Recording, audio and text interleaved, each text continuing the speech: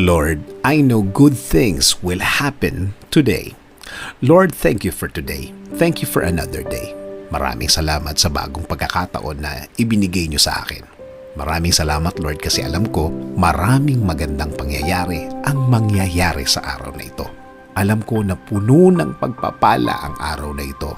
Maraming magagandang pangyayari ang ibibigay niyo sa akin dahil alam kong patuloy ang pagbibigay niyo ng magagandang bagay sa aking buhay.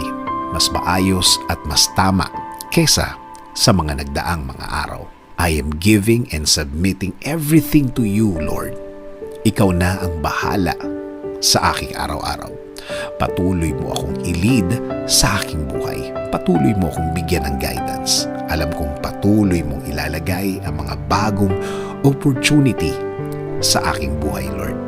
Sa iyo ko palagi titingin, sa iyo palagi ako magfo-focus at hindi sa mga mahihirap na nararanasan ko at hindi sa mga sitwasyon na nasa harap ko.